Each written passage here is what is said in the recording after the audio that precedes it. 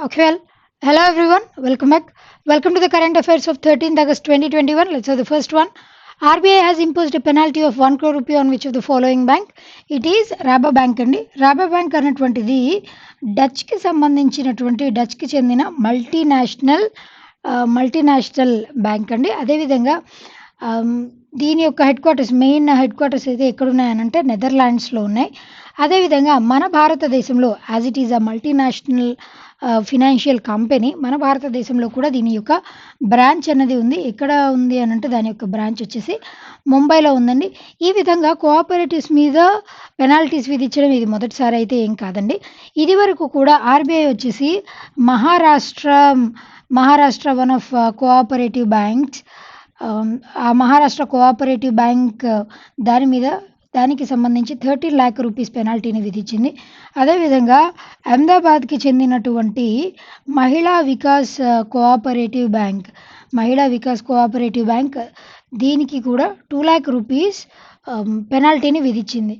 ఈ విధంగా కోఆపరేటివ్స్ కానీ కోఆపరేటివ్ బ్యాంక్స్ మీద కానీ పెనాల్టీస్ అనేవి విధించకుండా ఏమీ ఉండరు. కాకపోతే ఈ పెనాల్టీస్ని ఎప్పుడెప్పుడు విధిస్తారంటే అది ప్రైవేట్ బ్యాంక్ అయినా లేదు పబ్లిక్ సెక్టర్ బ్యాంక్ అయినా సరే కోఆపరేటివ్ బ్యాంక్ అయినా what ever it might be, ఎప్పుడైతే ఆర్బీఐ ఇచ్చినటువంటి గైడ్ లైన్స్కి వ్యతిరేకంగా ఏదైనా ఒక పర్టికులర్ ఫినాన్షియల్ ఆర్గనైజేషన్ వ్యతిరేకంగా పనిచేస్తుందో అలాంటప్పుడు ఏ చిన్న రూల్ వైలేట్ అయినప్పటికీ కూడా ఆర్బీఐ యాక్షన్స్ తీసుకొని దానికి సంబంధించి ఇనిషియల్గా ఆర్బీఐ ఏం చేస్తుంది అని అంటే ఒక నోటీస్ని జారీ చేస్తుంది. ఇంత పెనాల్టీ విధించాలనుకుంటున్నాం మీరు చేసినటువంటి వైలేషన్కి కారణంగా అని చెప్పేసి. అదేవిధంగా దానితో పాటు విధించి వెంటనే ఇమీడియట్గా బ్లంట్గా విధించామని చెప్పకుండా పే చేయాలి అని అనకుండా మీరు దానికి సంబంధించి మీ దగ్గర ఏమైనా జస్టిఫికేషన్ ఆర్ ఎక్స్ప్లెనేషన్ ఏమైనా ఉంటే మీ తరపు నుంచి మీరు వాదించుకోవచ్చు అని కూడా ఆర్బీఐ స్పెసిఫిక్గా మెన్షన్ చేస్తుంది. అలా ఆర్బీఐ మెన్షన్ చేసిన తర్వాత వాళ్ళ వాదనని వాళ్ళు వినిపించుకొని జస్టిఫై చేసుకోగలిగితే పెనాల్టీ నుంచి తప్పించుకోవచ్చు. లేదు అని అంటే పెనాల్టీని ఖచ్చితంగా వసూలు చేస్తుంది ఆ విధంగా రాబో బ్యాంక్ రీసెంట్గా ఆర్బీఐ గైడ్ లైన్స్ అయినట్టు వన్ ఆఫ్ దానికి సంబంధించినటువంటి రెగ్యులేటరీ గైడ్ లైన్స్ ఆ గైడ్ లైన్స్ని రాబో బ్యాంక్ అనేటువంటిది పాటించలేదు. అదేవిధంగా దీంతో పాటుగా ఇంకా అసెట్ రీకన్స్ట్రక్షన్ దానికి సంబంధించి కూడా దానికి అగేన్స్ట్గా కూడా రాబో బ్యాంక్ మీద పెనాల్టీని విధించింది ఆర్బీఐ. క్లియర్ కదండి? Right. Next one. World organ donation day is observed on, ఎప్పుడు సెలబ్రేట్ చేస్తామండి? It is observed on August 13th. అదేవిధంగా August 13th world organ donation day, దీనికి ఇంకొక స్పెషాలిటీ కూడా ఉందండి August 13th, that is world left handers day is also celebrated on August 13th. Left handers day అంటే జనరల్గా మనం right హ్యాండ్తో రాస్తాం కదండి. రైట్ హ్యాండ్తో రెగ్యులర్గా అందరు రాస్తూనే ఉంటారు. కాకపోతే 90% వీళ్ళుంటే 10% లెఫ్ట్ హ్యాండ్తో రాసేటువంటి వ్యక్తులు ఉంటారు. అంటే they are considered as unique. ఎందుకంటే ఆర్డినరీకి భిన్నంగా ఉంటారు కాబట్టి. అదేవిధంగా దాంతోపాటు వాళ్ళకి కొన్ని యునీక్ ఫీచర్స్ కూడా ఉంటాయి. ఆ ఫీచర్స్ వచ్చేసి ఏంటి అంటే వాళ్ళ యొక్క ఒకాబులరీ కూడా భిన్నంగా ఉంటుందట. లైక్ రైట్ హ్యాండర్స్తో కంపేర్ చేస్తే లెఫ్ట్ హ్యాండర్స్కి ఉండేటువంటి ఒకాబులరీ అండ్ ఇంకా ఇతరత్ర యూనిక్ ఫీచర్స్ కూడా కలిగి ఉంటాయి. ఆ విధంగా కొంతమంది ఏమంటారు, ఈ ఫీచర్ని యూనిక్ క్వాలిటీ అంటారు, కొంతమంది రేరిటీ అంటారు.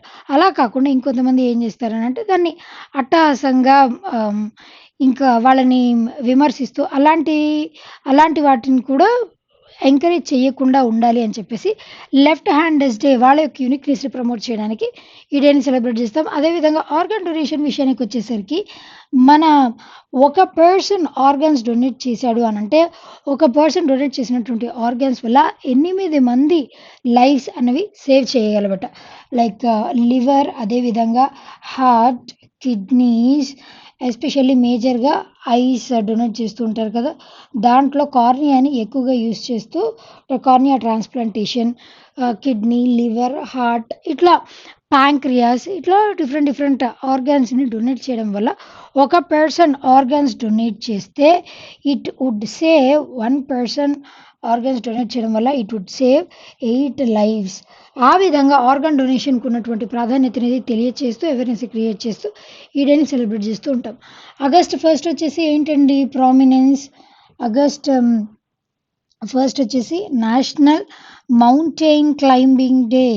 National mountain climbing day is celebrated on August 1 అండి.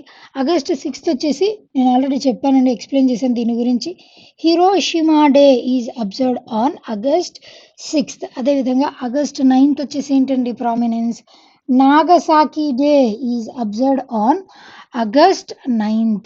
అదేవిధంగా ఆగస్ట్ 7 వచ్చేసి ఏంటండి, ఆగస్ట్ 7 యొక్క స్పెషాలిటీ ఏంటి, నేషనల్ హ్యాండ్లూమ్స్ డే.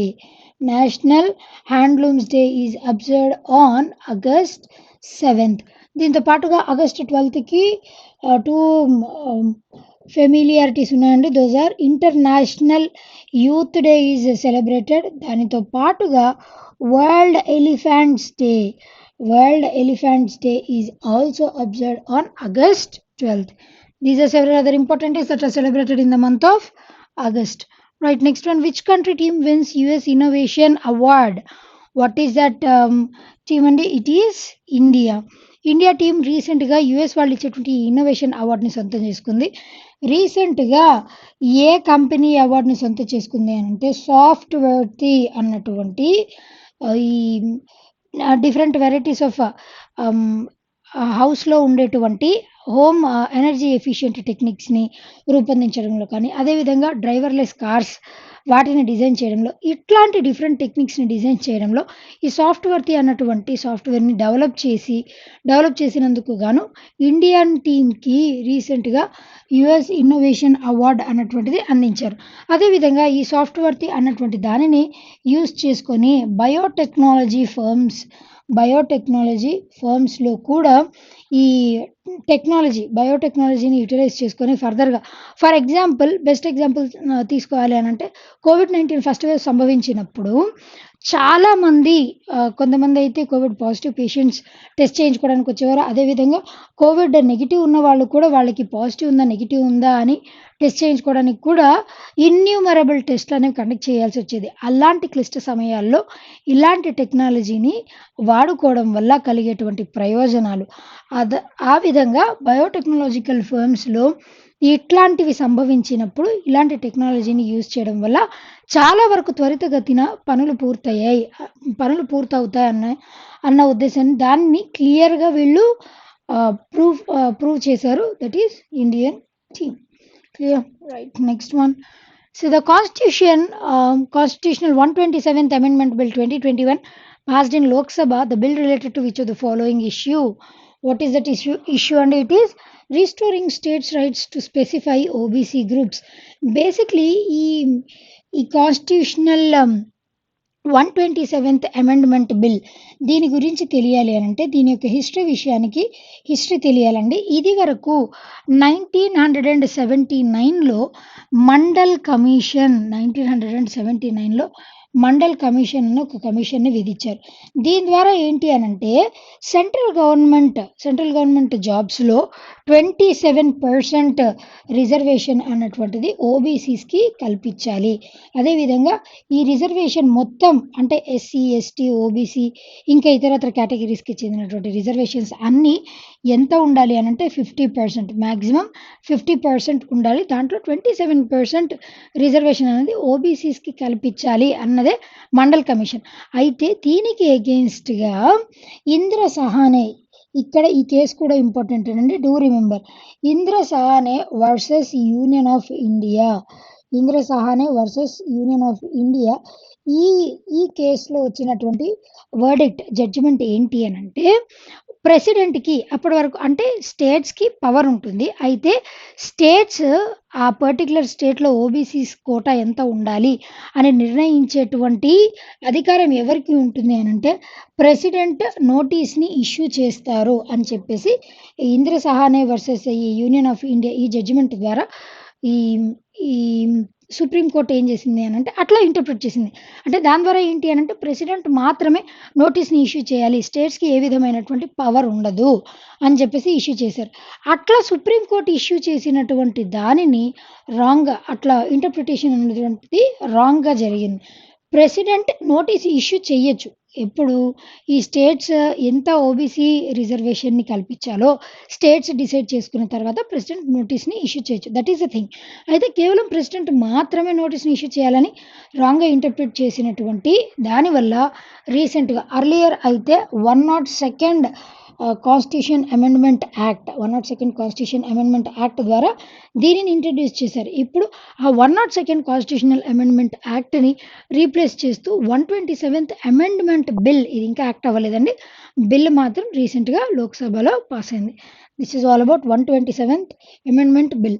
ఏది ఇంపార్టెంట్ అంటే 1979లో ఏర్పడినటువంటి మండల్ కమిషన్ దాని ద్వారా వచ్చినటువంటి జడ్జిమెంట్, దాని తర్వాత వచ్చినటువంటి case Indira Sawhney versus Union of India ఆ కేస్ అండ్ దాని తర్వాత రీసెంట్‌గా వచ్చినటువంటి ఈ 127th constitutional amendment bill. This is entire history. Clear? Right. Next one. See who's the author of the book Zohra, a biography in 4 acts biography of Zohra Sehgal. Who is she?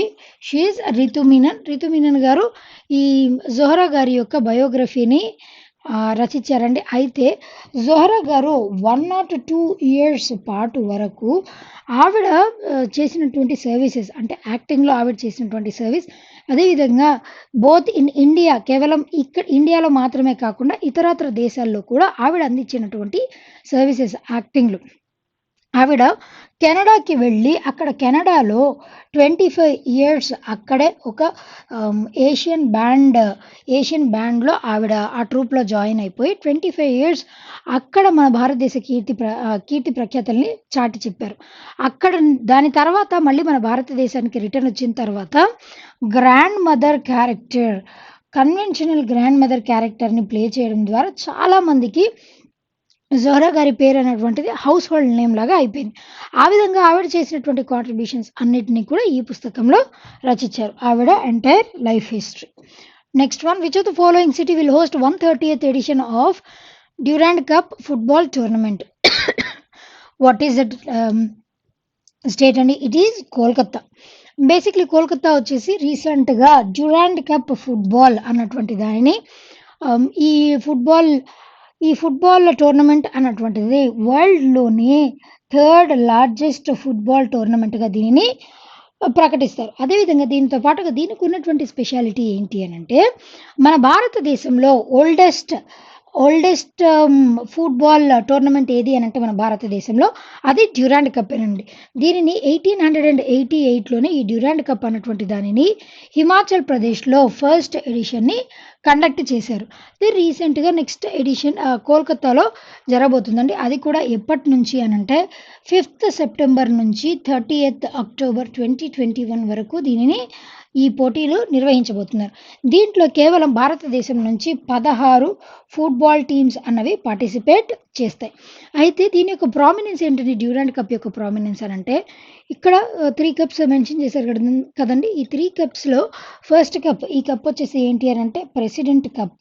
ఈ president cup అనేటువంటి దానిని గెలిచిన వాళ్ళతో పాటు తీసుకొని వెళ్ళిపోవచ్చు. ఈ second one వచ్చేసి దిస్ ఈజ్ డ్యూరాండ్ కప్. ఈ డ్యూరాండ్ కప్ అన్నటువంటి దానిని కేవలం ఒక సంవత్సరం వరకు మాత్రమే ఆ పర్టిక్యులర్ ఏదైతే స్టేట్ గెలుస్తుందో వాళ్ళతో ఉంటుంది ఆ స్టేట్ గవర్నమెంట్‌తో. అదేవిధంగా దాని తర్వాత నెక్స్ట్ ఎవరైతే విన్ అవుతారో వాళ్ళకి తర్వాత ఇయర్ ట్రాన్స్ఫర్ అయిపోతుంది. కేవలం 1 సంవత్సరం పాటు వరకు మాత్రమే ఉంటుంది. అయితే 1888 నుంచి 2005 వరకు అసలు ఇనీషియల్‌గా ఈ డ్యూరాండ్ కప్‌ని దేనికి లాంచ్ చేశారనంటే ఒకప్పుడు మనల్ని బ్రిటిషర్స్ పరిపాలించేటప్పుడు బ్రిటిష్ సోల్జర్స్ కోసం అని చెప్పేసి వాళ్ళని ఎన్హాన్స్ చేయడం కోసం అని చెప్పేసి బ్రిటిష్ సోల్జర్స్ కోసం దీన్ని ఏర్పాటు చేశారు. దాని తర్వాత 2005లో అప్పటి వరకు బ్రిటిష్ సోల్జర్స్ చేతిలో ఉన్నది. దాని తర్వాత ఆర్మీకి ట్రాన్స్ఫర్ అయిపోయింది. 2005 వరకు కూడా ఆర్మీ వాళ్ళే దీనిని నిర్వహించారు. వాళ్ళ ఆధ్వర్యంలోనే జరుగుతూ ఉండేది. దాని తర్వాత సివిలియన్ అడ్మినిస్ట్రేషన్, దాని తర్వాత 2005లో సివిలియన్ అడ్మినిస్ట్రేషన్కి ట్రాన్స్ఫర్ అయిపోయింది. ఆ విధంగా ఈ డ్యూరాండ్ కప్ యొక్క ఫెమిలియారిటీ, అదేవిధంగా దాని యొక్క ప్రామినెన్స్, అంత ప్రామినెన్స్ కలిగినటువంటి ఈ డ్యూరాండ్ కప్ నెక్స్ట్ ఎక్కడ జరగబోతుంది అని అంటే కోల్కతాలో జరగబోతుంది. ఫస్ట్ ఎడిషన్ ఎక్కడ జరిగిందండి? 1888లో హిమాచల్ ప్రదేశ్లో మొట్టమొదటి ఎడిషన్ జరిగింది. అదేవిధంగా సెకండ్ లార్జెస్ట్ ఫుట్బాల్ టోర్నమెంట్ ఏది అని అంటే ఇట్ ఈస్ రోవర్స్ కప్ అండి. That is a thing. Rovers cup is also related to football. Right, next one, JK tyres ropes whom as its brand ambassador. Who is he? It is Narayan Karthikeyan గారు. నారాయణ్ కార్తికేయన్ గారు ఎవరండి? Is a Padmashri awardee. Narayan Karthikeyan గారు మన భారతదేశం నుంచి first formula 1 రేసర్గా ప్రఖ్యాతి పొందినటువంటి వ్యక్తి ఎవరు అని అంటే నారాయణ్ కార్తికేయన్ గారు.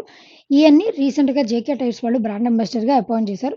దాని ద్వారా ఆ జేకే టైర్స్ యొక్క కీర్తిని ఇంకా, దాని యొక్క స్టార్డమ్ని ఇంకా పెంచడానికి, అదేవిధంగా దాని పట్ల అవేర్నెస్ని క్రియేట్ చేయడానికి, ఎక్కువగా ప్రమోట్ చేయడం కోసం అని చెప్పేసి ఈయన్ని అపాయింట్ చేశారు.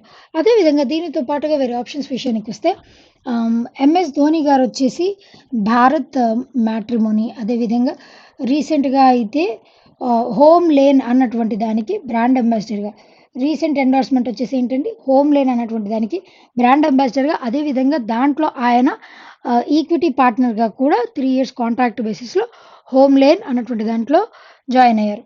అదేవిధంగా విరాట్ కోహ్లీ గారు వచ్చేసి రీసెంట్ ఎండార్స్మెంట్ ఏదండి అని అంటే ఇట్ ఈస్ వివో, దానికి బ్రాండ్ అంబాసిడర్గా అపాయింట్ చేశారు. సోను సూద్ గారు అయితే జండు బామ్ అన్నటువంటి దానికి బ్రాండ్ అంబాసిడర్గా సోను సూద్ గారిని అపాయింట్ చేశారు.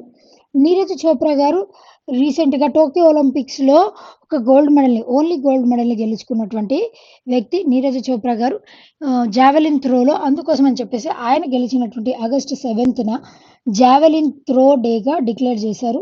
దానితో పాటుగా నీరజ్ చోప్రా గారిని ఆర్బీఐ బ్యాంక్ ఫ్రాడ్స్ వాటి గురించినటువంటి అవేర్నెస్ని ప్రజల్లో క్రియేట్ చేయడానికి కూడా నీరజ్ చోప్రా గారిని అపాయింట్ చేసింది.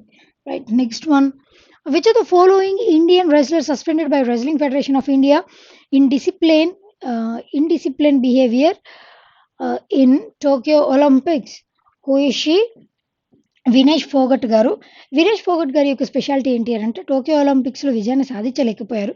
కానీ ఇది వరకు జరిగినటువంటి ఏషియన్ ఛాంపియన్షిప్స్లో, అదేవిధంగా కామన్వెల్త్ ఛాంపియన్షిప్స్ అండ్ ఏషియన్ ఛాంపియన్షిప్స్లో 2 గోల్డ్ మెడల్స్ని సాధించినటువంటి మొట్టమొదటి ఇండియన్ రెజ్లర్ ఎవరు అని అంటే వినేష్ ఫోగట్ గారు. ఆ విధంగా ఆవిడ మీద టోక్యో ఒలింపిక్స్లో కూడా మన భారతదేశానికి ఒక మెడల్ తీసుకొని వస్తారన్న హోప్ చాలా ఉంది. కాకపోతే ఆవిడ ఈవెన్ క్వార్టర్ ఫైనల్స్కి కూడా క్వాలిఫై అవ్వలేకపోయారు. ఆ విధంగా వినేష్ ఫోగట్ గారి పైన ఇండిసిప్లిన్ బిహేవియర్ కారణంగా రెజ్లింగ్ ఫెడరేషన్ ఆఫ్ ఇండియా వాళ్ళు ఈవిడ్ని సస్పెండ్ చేశారు. రీసెంట్గా ఈవిడ్ని నెక్స్ట్ ఫర్దర్గా అంటే కొంతకాలం పాటు వరకు సస్పెండ్ చేశారు. ఇంకా ఆవిడ ఎక్స్ప్లెనేషన్ ఇవ్వాల్సినటువంటి అవసరం ఉంటుంది. ఈ ఇండిసిప్లిన్ బిహేవియర్ ఏంటి అని అంటే ఈ టోక్యో ఒలింపిక్స్ క్యాంపెయిన్ స్టార్ట్ అయ్యే ముందు వీళ్ళకి ఫిజియోథెరపిస్ట్లని అసైన్ చేస్తారు కొంతమందిని. అయితే ఆవిడకి ఆల్రెడీ ఉన్నటువంటి ప్రీవియస్ ఫిజియోథెరపిస్ట్ని ఆవిడ పెట్టుకుంటారని, అదేవిధంగా కొత్త ఫిజియోథెరపిస్ట్లని ఆవిడకి అసైన్ చేయొద్దు అని కొంచెం రూడ్గా మాట్లాడినటువంటి విషయంలో వినేష్ ఫోగట్ గారికి ఇండిసిప్లైన్ ఆ బిహేవియర్ కింద రీసెంట్గా టోక్యో ఒలింపిక్స్ దాని తర్వాత ఇండియన్ రెజ్లర్ ఈవెంట్ని సస్పెండ్ చేశారు. Clear, right, next one, Sikkim governor Ganga Prasad Chaurasia has sworn in as the governor of which of the following state? What is that state అంటే మణిపూర్ స్టేట్కి రీసెంట్గా ఇదివరకు సిక్కిం గవర్నర్, ఇప్పుడు కూడా సిక్కిం గవర్నర్గా పనిచేస్తున్నారండి. అయితే మణిపూర్కి ఎడిషనల్ ఛార్జ్గా ఇవన్నీ అపాయింట్ చేశారు. ఇప్పటి వరకు ఈయన కంటే ముందు పనిచేస్తున్నటువంటి one of the female governors ఆవిడ లీవ్ తీసుకున్నటువంటి కారణంగా కొంతకాలం పాటు వరకు ఈయన గవర్నర్ గంగా ప్రసాద్ గారు సిక్కింతో పాటు మణిపూర్‌కి కూడా అడిషనల్ చార్జ్‌గా ఇయన్నీ అపాయింట్ చేశారు. ఒక గవర్నర్ అనేటువంటి వ్యక్తి ఒక స్టేట్‌కి మాత్రమే కాదండి. ఒక స్టేట్‌తో పాటు ఇంకా 2 ఆర్ మోర్ స్టేట్స్‌కి కూడా గవర్నర్‌గా అపాయింట్ చేయొచ్చు ఒక గవర్నర్‌ని. అదేవిధంగా ఫర్ ఎగ్జాంపుల్ తెలంగాణకి గవర్నర్ అయినటువంటి తమిళసాయి సౌందరరాజన్. తమిళసాయి సౌందరరాజన్ గారైతే తెలంగాణకి గవర్నర్‌గా మాత్రమే కాదండి, పుదుచ్చేరికి కూడా అడిషనల్ చార్జ్‌ని గ్రాంట్ చేశారు. తమిళసాయి సౌందరరాజన్ గారైతే తెలంగాణకి గవర్నర్‌తో పాటు పుదుచ్చేరిలో ఇదివరకు కిరణ్ బేడి గారు సర్వ్ చేస్తుండేవారు కదండీ! ఆవిడ రిజైన్ చేసిన తర్వాత ఆవిడ ప్లేస్‌లో తెలంగాణతో పాటు అడిషనల్ చార్జ్‌ని గ్రాంట్ చేశారు. ఆ విధంగా ఉత్తరప్రదేశ్ గవర్నర్ వచ్చేసి ఎవరండి? ఆనందీబేన్ పటేల్ గారు. ఆనందీబేన్ పటేల్ గారికి ఇదివరకు ఉత్తరప్రదేశ్‌తో పాటు మధ్యప్రదేశ్‌కి కూడా అడిషనల్ చార్జ్‌ని ఇచ్చారు. కాకపోతే ఇప్పుడు మధ్యప్రదేశ్‌కి వేరే గవర్నర్ ఉన్నారు. అదేవిధంగా కర్ణాటకకి రీసెంట్‌గా ఎవరు గవర్నర్‌గా అపాయింట్ అయ్యారండి? థవార్ చంద్ గెహ్లోట్‌గా కర్ణాటకకి ఇదివరకు యూనియన్ మినిస్టర్ సోషల్ జస్టిస్‌కి యూనియన్ మినిస్టర్‌గా పనిచేసినటువంటి థవార్ చంద్ గెహ్లోట్ గారిని కర్ణాటకకి గవర్నర్‌గా అపాయింట్ చేశారు. క్లియర్ కదండి. Right. Next one. See the last one for today. Which of the following orbiter has detected the water molecules on lunar surface? What is that orbiter అండి? It is Chandrayaan 2. Chandrayaan 2 వచ్చేసి దీని యొక్క రాకెట్ నేమ్ ఏంటండి? GSLV geosynchronous satellite launch vehicle GSLV mark 3 M1 GSLV mark 3 M1 ఇది ఈ rocket యొక్క పేరండి. ఈ రాకెట్ యొక్క నేమ్ వచ్చేసి ఏంటి అంటే జిఎస్ఎల్వి మార్క్ 3 M1. అయితే ఎప్పుడైనా సరే మీరు శాటిలైట్ విషయానికి వచ్చేసరికి దాంట్లో ముఖ్యంగా 3 పార్ట్స్ ఉంటాయండి. ఒకటొచ్చేసి ఏంటి అనంటే ఇట్ ఈజ్ ఆర్బిటర్. ఆర్బిటర్ ఒకటి ఉంటుంది. దాంతో పాటుగా ల్యాండర్ అండ్ రోవర్. ల్యాండర్ ఉంటుంది. అదేవిధంగా రోవర్. ఈ 3 ముఖ్యమైనటువంటి విభాగాలు ఉంటాయి. ఆర్బిటర్ చేసేటువంటి పని ఏంటి అనంటే పార్ట్స్ అనేవి సెపరేట్ అయిపోయిన తర్వాత ఆర్బిటర్ అన్నటువంటిది మనం ఏ పర్టిక్యులర్ ప్లానెట్ మీద కోసం అయితే పంపుతామో దాని చుట్టూ రివాల్వ్ అవుతూ ఉంటుంది. ఇక్కడ చంద్రయాన్ 2 అన్నటువంటిది ఏ ఇయర్‌లో దీన్ని మనం లాంచ్ చేసామండి? 2019 జూన్ 22న మనం దీన్ని లాంచ్ చేసాం. కాకపోతే అది విఫలమైపోయింది. అది వేరే విషయం. అయితే 2019లో ఇది చంద్రయాన్ 2 అన్నటువంటి మిషన్ దేనికోసం డిజైన్ చేశారండి? మూన్ మీద ఉన్నటువంటి సర్ఫేస్ దాని గురించినటువంటి స్టడీని కండక్ట్ చేయడానికి కంప్లీట్ డీటెయిల్స్‌ని కండక్ట్ చేయడానికి చంద్రయాన్ 2ని మనం క్యారీ ఔట్ చేసాం. అయితే దీని చుట్టూ మూన్ చుట్టూ రివాల్వ్ అవుతూ ఉంటుంది. అదే ఆర్బిటర్ యొక్క పని. ప్రస్తుతం కూడా అది యాక్టివ్ స్టేజ్‌లోనే ఉంది. అయితే ల్యాండర్ యొక్క పేరు వచ్చేసి ఏంటండి? It is Vikram. ఇది కూడా ఇంపార్టెంటేనండి టు రిమెంబర్. అదేవిధంగా రోవర్ యొక్క పేరేంటి అనంటే Pragyan. That is the name of rover. అయితే ల్యాండర్ అన్నటువంటిది రోవర్ ల్యాండర్ లోపల ఉంటుంది. ల్యాండర్ సాఫ్ట్ ల్యాండింగ్ జరిగినప్పుడు మాత్రమే రోవర్ దాని లోపల నుంచి బయటికొచ్చి అక్కడ కొన్ని స్పెసిఫిక్‌గా కొన్ని యాక్టివిటీస్‌ని చేపడుతుంది. లైక్ ఏమేమి చేపడుతుంది అనంటే అక్కడ ఉన్నటువంటి వాటిని ఫోటోగ్రాఫ్స్ తీయడం కానీ, కొన్ని స్పెసిమెన్స్‌ని కలెక్ట్ చేయడం, దాని గురించి ఎంక్వైరీ చేయడం. ఈ యాక్టివిటీస్ అన్నిటిని రోవర్ క్యారీ ఔట్ చేస్తుంది. అది దేని లోపల ఉంటుందంటే ల్యాండర్ లోపల ఉంటుంది. ల్యాండర్ సాఫ్ట్ ల్యాండింగ్‌కి కారకం అయితే అప్పుడు ఈ యాక్టివిటీ జరిగేది. కానీ ల్యాండరే సరిగ్గా ల్యాండ్ అవ్వలేదు. క్రాష్ ల్యాండింగ్‌కి కారణమైంది. ఆ విధంగా క్రాష్ ల్యాండింగ్‌కి గురి అయ్యి ఇదేమైపోయింది అనంటే విఫలం అయిపోయింది. అయినప్పటికీ కూడా ఈ ల్యాండర్, రోవర్ ఈ స్టేజ్‌లో విఫలమైపోయాయండి. కానీ ఆర్బిటర్ ఇంకా అదన్నటువంటిది రివాల్వ్ అవుతూనే ఉంది. మూన్ చుట్టూ రివాల్వ్ అవుతుంది. అండ్ దానికి సంబంధించి రీసెంట్‌గా OH హైడ్రాక్సిల్ లేదా వాటర్ మాలిక్యూల్స్‌ని ఆ ఉపరితలం మీద ఐడెంటిఫై చేసింది. దీని ద్వారా ఏంటి అనంటే అక్కడ లూనార్ వెదరింగ్‌కి దోహదపడుతుంది.